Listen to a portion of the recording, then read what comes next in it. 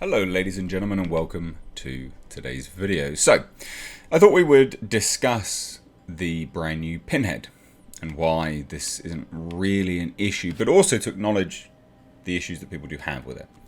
And I guess to explain from potentially the movie side of things why they don't really care that much, because I think that's important. So, we'll dive into this. Also, side note, the Lament configuration may have been revealed, but we'll get to that in a moment. So, this news dropped last night. Jamie Clayton to play Pinhead in the reboot of Hellraiser. And it's kind of like a remake anyway, this movie.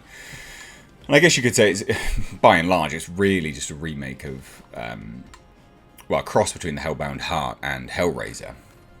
Now, Jamie Clayton is an interesting casting choice because she is a transgender woman. So, born man and transitioned through to being a trans woman. Now, a lot of people instantly, in the comments anyway, on the last video I did, which was yesterday, shouted woke and, oh, another gender swap and all of this kind of stuff. Now, I thought I would take the moment and the time to acknowledge, I guess, people's concern, but also to try and mitigate that concern with questions. You know, what do we deem to be woke? Strong females? Females saving the day? Well, I guess I ask you guys, you know, Kirsty Cotton, was she not a strong female? Did she not save the day in Hellraiser? You know, without Kirsty Cotton, there would be no Hellraiser. Kirsty Cotton is synonymous with Hellraiser. She, in fact, in the comics became Pinhead. So again, when we talk about gender swaps and gender reversals and things like that, even just from the movie's perspective and what people consider to be woke and, all of that, pushing the female agenda and all of this kind of stuff, right? I ask you guys, how is Hellraiser not already woke? What I mean by that is, it was ahead of its time, right? It had strong females that were just simply strong. They were not perfect, Kirsty Cotton wasn't perfect, but she was a strong female. She succeeded. She saved the day. She beat the Cenobites. And she did. And then she became a long-standing figure in the Hellraiser franchise that is revered by its fans. The same fans now, I hazard a guess, at least some of them anyway, that are now claiming this is a woke remake. And I struggle to really wrap my head around that. I do genuinely struggle to wrap my head around that because it was ahead of its time. It already had strong females. It already had those things which people, use as a reasoning to call something woke. Now, there are unequivocally fans of the movie, and there are fans of the novella, and then there are fans of the novella and movie and just like the world and sort of what it represents and what it sort of purports into your imagination. Now, the Hellbound Heart, so when we start to talk about this individual, Jamie Clayton, being actually a really good choice, and it is a really good choice. Jamie Clayton is a really good choice. The Hellbound Heart lists the Cenobites as genderless beings, sexless things, and especially Pinhead. Now, I acknowledge, and I think it really is important to acknowledge, Doug Bradley made Pinhead an icon. But Doug Bradley's old. He can't keep going, right? He just can't. And you also have to acknowledge that this is a remake. They can't actually have Doug Bradley come back. They wouldn't have been able to do that when it was first created anyway, because there are rights deals to that iteration. Now, it's interesting because Clive Barker does have the rights back to Hellraiser, and he is on board with this. He is the ultimate yes man. He's the reason why this is being made right now. He signed off on all of this, remember? Doug Bradley, Clive Barker, the openly gay man, right? You talk about wokeism and things like that. Clive Barker made a significant contribution to the horror genre, which was representative of things that he or communities that he were a part of, fetishists, the homosexual community, all of these kind of things, he tried to represent that through his horror. And that's inarguable. You speak to the man, he will say that. So, I acknowledge that there's fans of Doug Bradley. Doug Bradley can't come back because of the rights situation when this was created. And then they also wanted to do a movie based on the novella, it seems. And to have Pinhead played by either a female and make them androgynous, or a trans female, which... And I try to say this without offending anyone, but would have potentially a more natural affinity to being androgynous, is actually perfect. And I guess you could say a character that is trans meets... Well, not a character, but an actor that is trans actually meets that character in the novella perfectly. Absolutely perfectly. The Pinhead character in the novella has jeweled pins. Right? Frank can't quite make out its gender. It has the voice of a breathy voice of an excited girl. I'm paraphrasing, but it's pretty much a direct quote from the novella. And so in terms of that, casting is perfect. There's nothing woke about that.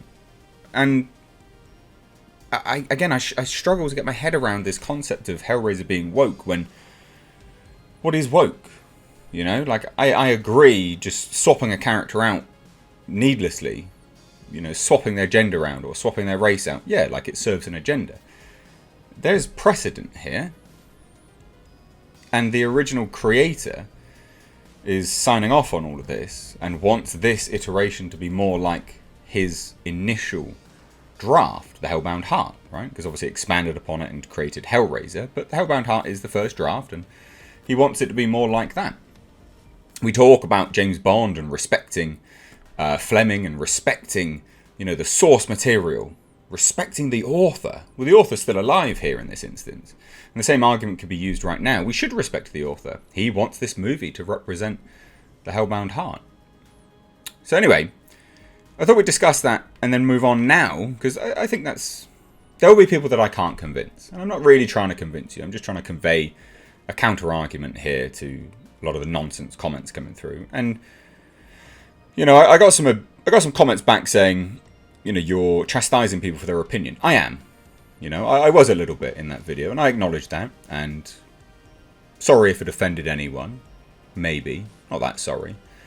But it's important when you're going to comment on something to at least have an understanding of it. And Hellraiser wasn't Hellraiser. Hellraiser was the Hellbound Heart. And if this is a remake of Hellraiser looking to be closer to the Hellbound Heart, they're doing everything perfectly. And when people chime in and go, no Clive Barker, no Hellraiser, this is crap, he's on board here. He is signing off on this. He is agreeing to this. So then the other thing that I wanted to sort of throw out there, that is a common argument from these same people, because they are core Hellraiser fans. I'm a Hellraiser fan. I like Hellraiser quite a lot. But these same individuals, these core Hellraiser fans, are saying, well, they need to please the fans. No, they don't. They actually don't. Because you guys, me included, we are a tiny number. We're going to watch the movie anyway, right? We are. You tell me you're not going to watch it? Of course you're going to watch it. But they don't need to please us. Why? Because we're not big enough. We, as a group, don't make the franchise successful. It's not a successful franchise. It hasn't been for a very long time. And they don't need to please us. In fact, actually, they need to broaden the fan base. And bringing in Doug Bradley, a no-name, because he is a no-name, outside of this fandom, he does not have a name. He is a nobody. And that's not nasty to him. It's not offensive. It's a statement of fact. Outside of the Hellraiser fandom, he's known for nothing. Literally nothing. Bringing him in, wheeling him out, to go, woo, there you go, fans of Hellraiser, you've got your Pinhead back, achieves nothing. It actually achieves nothing. It dwarfs the potential for this film and this hopefully new iteration of the franchise to be successful. Because if this film is successful, will they make more? Yeah, maybe. Like, if it's a success. Like, David Bruckner, the director of this, he's no small fry anymore. He did The Night House. Night House, a film developed from a Hellraiser script, which they sort of reworked and things like that. He's not small fry. He's an up-and-coming director now. A lot of eyes are on him. They will probably want to do more of these. If this is a success, they will probably want to do more. And that's great. You should embrace that as a Hellraiser fan. Yes, it's not the Hellraiser that you specifically know. But if you broaden it a little bit and you kind of squint, it'll basically be that. And look, I could be completely wrong. And I probably should have said this from the out. I could be completely wrong. This whole movie might be garbage. But there's a lot going for it. And a lot of the arguments against it just seem sadly uninformed. And I know that will annoy a lot of people, but it's objective facts. They are uninformed. Woke. Well, what is woke about this? What is woke about an openly gay man who, last reported, was incredibly unhealthy and had severe medical issues, basically dying from AIDS or HIV, one of the two. What is woke about him writing about fetish clubs, basically, and demons, and how he wants to have, all this. I mean, there's clear subtext there, right? What is woke about this now, just because they brought in a trans actor, which is more akin to the original. And FYI, I would have actually been happier if they had a man or a woman and then made them androgynous. I do get sick of actors having to be exactly what they are being portrayed, Oh, only a gay actor can play a gay man. Like, no, that's nonsense. You're an actor. You should be able to embody new people, right? That's the whole point of acting. You pretend to be someone. So there you go. I thought I'd do this video because this news was interesting. I like this news. And then, the other reason why I thought I would do this news, ladies and gents, is because we now may have revealed to us the new Lament configuration. Now, we know that they've been filming this. So this individual, Jamie Clayton, the new Hell Priest, would actually be potentially on location. And I've looked for this Lament configuration, the one that she's holding here, right? I've looked for this Lament configuration. And it clearly articulates. You can see the lines where the articulation occurs. And I can't find it anywhere.